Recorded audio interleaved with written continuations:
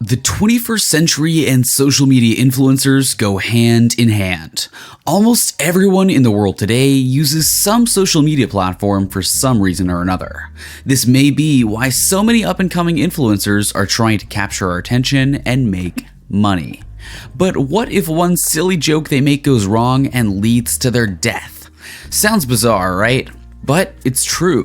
Watch the video till the end to find out who and what we're talking about. Here we begin. No matter how strange it sounds, a few years ago, this horrific incident occurred. In 2017, a YouTuber named Juan Luis Lagunas Rosales was shot for insulting a notorious mafia head named Nemesio Oseguera Cervantes, El Mencho. But for people who have no idea what mafia is, it might come off as a big shock. But with people who are well acquainted with shows such as Narcos, El Chapo, etc., or have read about them in books or frequently hear about them from family members or members living in an area where these groups are very prevalent, know that this isn't a big deal for them. They have the power to kill people very easily and often get away with it. For those who do not know, let us tell you what a mafia group is. It's an illicit group that makes money through illegal methods, particularly by terrorizing people and selling and dealing with narcotics. The crimes often include extortion, corruption of civil officers, gambling, murders, infiltration of lawful businesses, trade racketeering, loan sharking, tax fabrication schemes, etc. It is especially dominant in some regions like Italy, Mexico, Spain, Jamaica, etc. Juan Luis Lagunas Rosales, the YouTuber who became the victim, was born in the Mexican province of Sinaloa, a hub for cartels, and comes under the territory of the notorious drug lord Joaquin El Chapo Guzman. Growing up, Juan did not have any connections with his estranged father. As a child, he was left with his grandmother by his mother.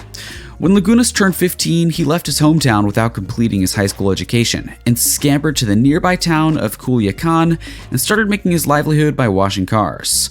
When he started living in his town, he gradually developed a new nickname, the Pirate of Culiacan, or El Pirata de Culiacan, that became well known across social media. Soon, Juan Lagunas started making videos and posting them on YouTube. But these videos were not ordinary videos. On the contrary, they were quite contentious and revealed his consuming alcohol in huge amounts, despite not reaching the legal age of drinking. Even then, due to his videos, he began securing invitations to even more parties happening in that area, and shortly fell into a habit of excessively drinking alcohol. He became enthralled in a lifestyle that included hard partying, and that went on to become his brand. He would record and post videos on his social media accounts that showed him chugging several bottles of whiskey and beer in those videos. Sometimes he ended up getting so drunk that he would pass out. So you get the picture of how reckless he was. The video of the teenager's liquor and beer started going viral after some time, and soon after, he began to garner quite an audience. By the time Lagunas turned 17, the Mexican teenager had become quite popular and gained thousands of followers on social media. He had hundreds of thousands of followers on Instagram, on Facebook. The number went even higher and crossed the mark of 1 million. So now he was getting wasted and gaining followers. Juan became an obstinate YouTube sensation. But no matter how many followers he had gained with his antique videos, the price of his behavior was paid by his life. His popularity on social media sites also started earning him offers to appear in promotional events and music videos by many celebrities and musicians. Unfortunately, he was often shown drinking in these music videos, and the attention and image only motivated his destructive behavior, thus stimulating his alcoholism. If you're wondering what made people watch his videos, then it might be the combination of his baby face fitted with his aggressive, stupid behavior, which amused the viewers. And perhaps this is why it became easy for people to forget that Juan was still just a boy. No matter if he grew or people suspect he drew a beard on his chin that maybe hoped he looked older than his age. He got tattoos on both of his arms, a picture of a pirate on one arm, and a tiger on the other. It didn't end there. He started posting pictures on his Instagram account that showed him with luxury cars, large guns, and often with half-naked women. The legal age for consuming alcohol in Mexico is 18 years old, but El Pirata de Culiacán gulped alcohol as if he was beyond any limits. Then, like several boys of his age, he started living his life as if he was invincible, and nothing could ever touch him, saying his thoughts without a filter about whoever he wanted. It was like a game to him, where he thought he could play well by being reckless. But the reality in Sinaloa did not favor his behavior and mindset. It's one of the most violent states in Mexico, where very few people are invincible, and you always have to be careful about not messing with the wrong kind of people. In one of the videos he posted online, Lagunas appeared to be intoxicated and was seen taking a jab at Nemesio Oseguera Cervantes, popularly known as El Mencho in Mexico. Nemesio transpires to be one of Mexico's most notorious and dangerous drug lords, as reported by government officers of the United States of America. He's supposedly the ruler of the New Generation cartel of Jalisco. Laguna said something along the lines of El Mencho a mi bella la verga, and in that video, this translates to "suck my cock" in simple language. And on December 18th of 2017, he met his fate when he was shot several times, which led to his death by a bombardment of bullets when he was partying at a pub in Jalisco. How? After he posted this video, he went to a party in a pub in Jalisco along with his friends on a Monday night. And suddenly, some people with armed weapons entered the pub and shot bullets at Lagunas, as informed later on by Raul Sanchez Jimenez, the Attorney General of Jalisco, to Mexican news reporters. Unfortunately, the authorities were only able to identify Lagunas because of his tattoos. Later on, it was revealed that he was shot around 15 to 18 times. However, after his death, it was heavily criticized. After Juan's death, prosecutors could not determine the motives or identities of the individuals who were responsible for Juan's death, but they substantiated to media outlets how they are investigating the case and speculating a probable link to his recent post where he was seen insulting the drug lord El Mencho.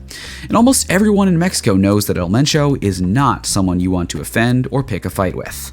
Although his cartel, named the New Generation, is somewhat new, merging only less than 10 years ago, he'd built a name for himself as one of the most dangerous cartel leaders in the area.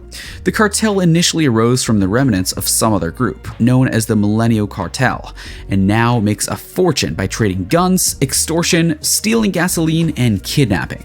It's considered one of the rapidly rising drug alliances or cartel groups in Mexico City. They operate in various Mexican states and are even suspected of forming ties with the underworld worldwide.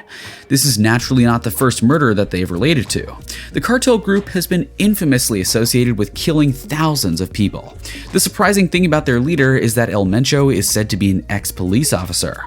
They're even linked with an incident that included them walking into a Christmas party at a primary school and brutally shooting a Mexican journalist.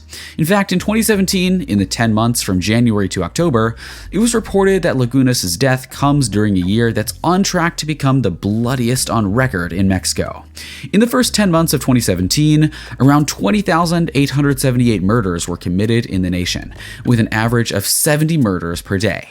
It's deemed as one of the bloodiest years to date, and the time and the place were dangerous for anyone, but particularly for a 17-year-old boy living hastily in search of popularity. After the arrival of the news stating his death, Beto Sierra, another Instagram celebrity, recalled Lagunas as a positive, cheerful, and fun friend. He further added how he urged and advised Juan to change for the better and control the drinking habits he wanted to change, but was badly influenced on the weekends by many of his friends. Luis Adame of Ultimo Escuadron, an artist, stated that even though Juan's reckless behavior killed him, it was what made him famous in the first place. And how can you not blame him for wanting to pave his way to fame? Because everyone tries to find one way or the other somehow. What do you think about Juan's story? Do you think it was only the drug cartel's fault? Or should Juan have controlled his reckless behavior too? Drop your answer in the comment section below. This is all for today, but we'll be back with more such videos, so stay tuned. And subscribe to our channel and hit the bell icon to never miss any updates from us. Thank you for watching.